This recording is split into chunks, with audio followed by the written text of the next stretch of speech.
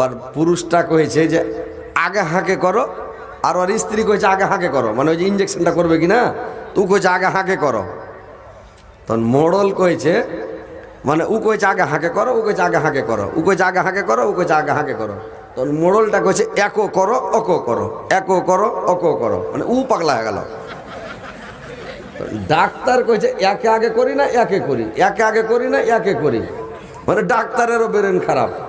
একে করি না একে করি, মানে ইঞ্জেকশনে করবো তো কাকে করবো আগে, একে করি না ওকে করি। মোড়ল পাগলা হয়ে গেছে, একো করো অকো করো, একো করো অকো করো।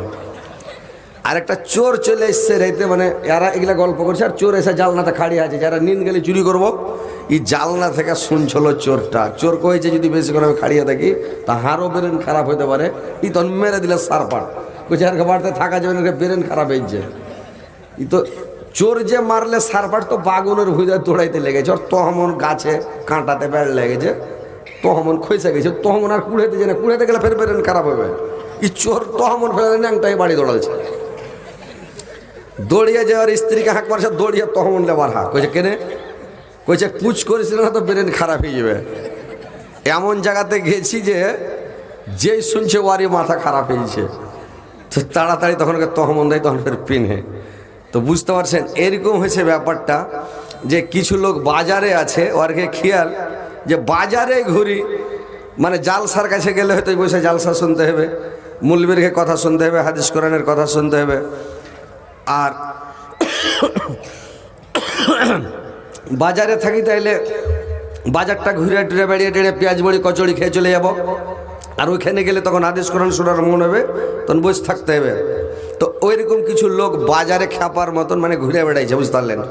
তো আমি অনুরোধ করছি আমার ভাইদেরকে, বাপজিদেরকে, আপনারা বাজারে না ঘুরে দোকানে বসে না থেকে, আরে ভাই আসেন বসেন, কোরআন হাদিসের কথা দুটো শুনেলেন, দূরদারাজ থেকে আলেম উলামাকে ডেকেছেন কোরআন হাদিসের কথা শোনার জন্য, ইমানকে তাজা করার জন্য, কিছু নেকি সব কামাবার জন্য আসেন আর বসেন, কিছু শুনেন, কিছু কামান। দুনিয়াতে এসেছেন বেশি দিন থাকার জন্য নয়, এটা হচ্ছে ক্ষণস্থায়ী দুনিয়া, এটা হচ্ছে নিন্দ্রা জগৎ, এটা হচ্ছে নিন্দ্রা জগতে যে আমরা দুনিয়াতে ঘুরছি ফিরছি বেড়াচ্ছি, আমরা ঘুমের মাধ্যমে, নিদের মাধ্যমে।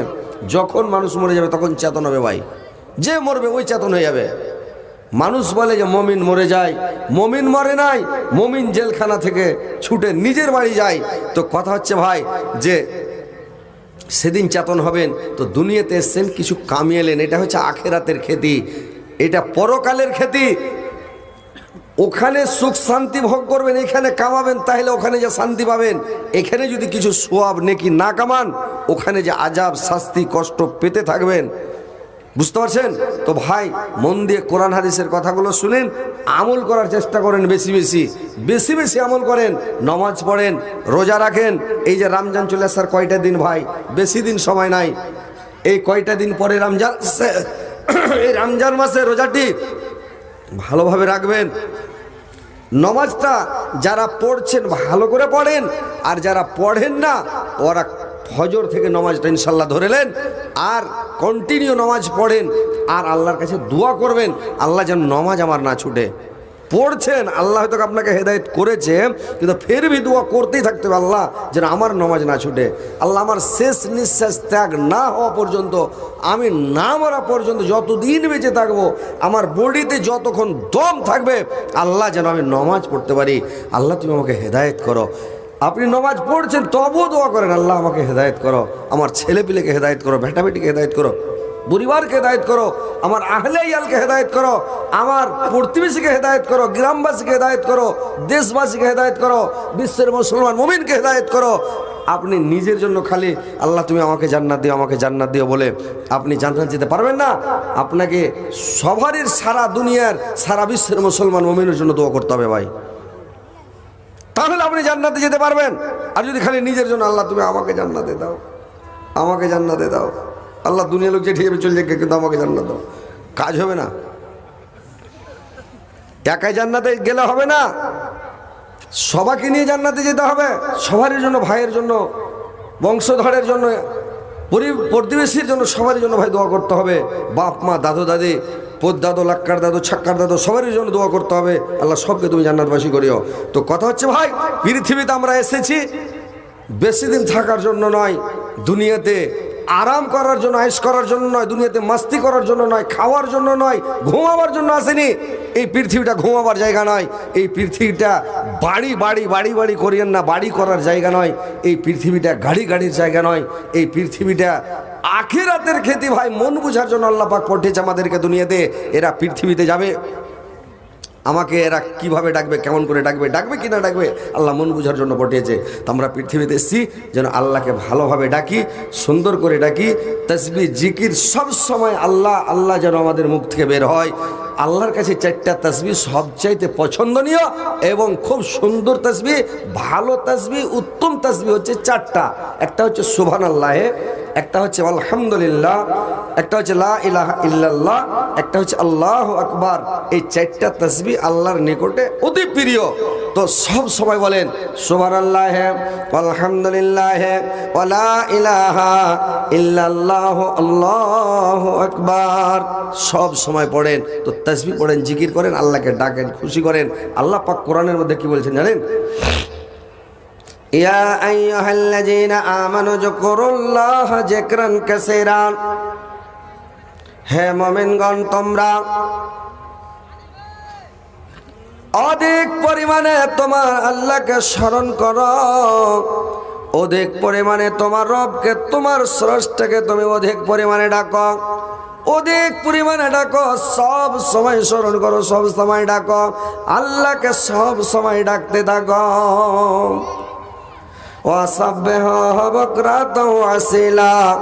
এবং তোমরা সকাল সন্ধ্যা বেশি বেশি করে আল্লাহকে স্মরণ করো, সকাল সন্ধ্যা বেশি বেশি করে আল্লাহকে ডাকো।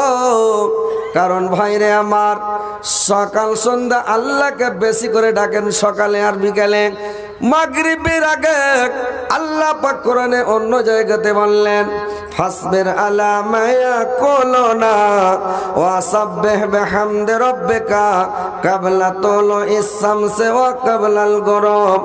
ওরা যা বলছে তাতে কান দিও না, তুমি করো কি সূর্য উঠার আগে এবং সূর্য ডোবার পরে তোমার রবের প্রশংসা সহ তোমরা তাসবিহ পাঠ করো, তোমরা আল্লাহকে ডাকো, আল্লাহকে সব সময় স্মরণ করো।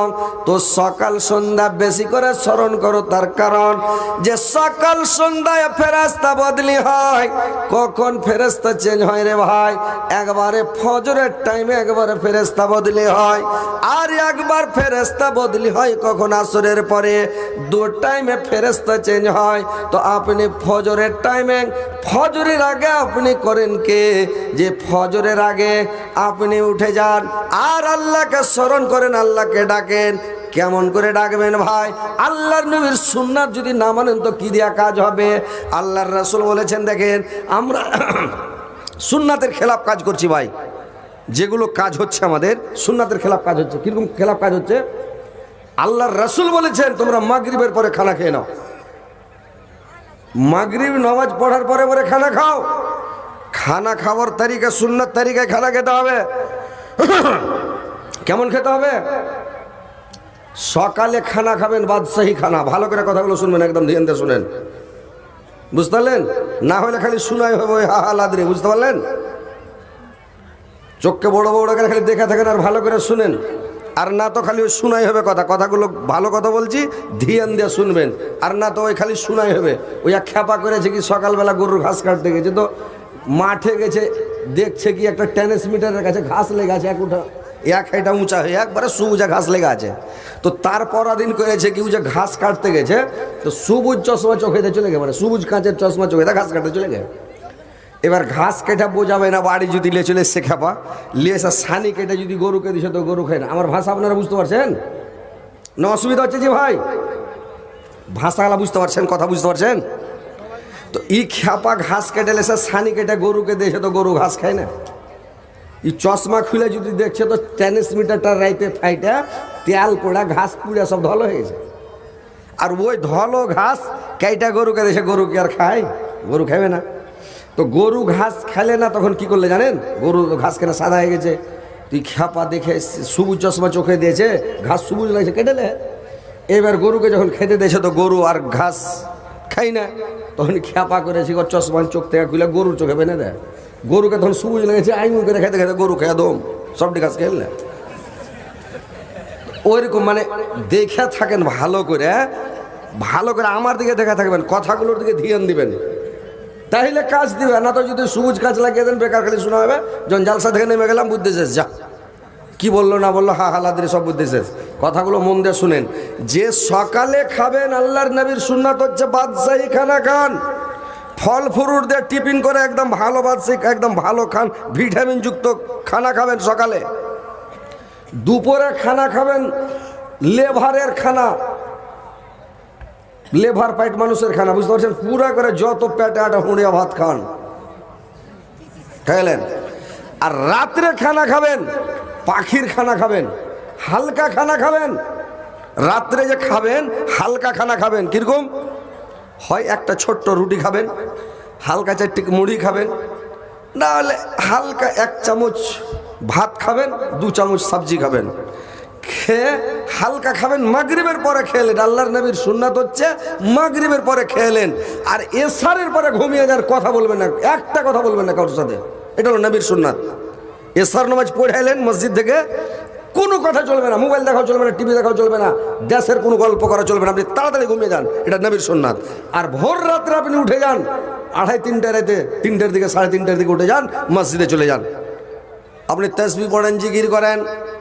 আল্লাহ বলছেন যে তোমরা সূর্য উঠার আগে তোমরা মানে করো কে তোমরা ওই টাইমে বেশি বেশি করে তাসবিহ পাঠ করো, কারণ ওই টাইমে আল্লাহ দোয়া কবুল করে রে ভাই। ভোরের টাইমে ফজরের আগে দোয়াটা কবুল করা হয়। আল্লাহ পাক মানে পৃথিবীর যত দোকান পাট আছে সমস্ত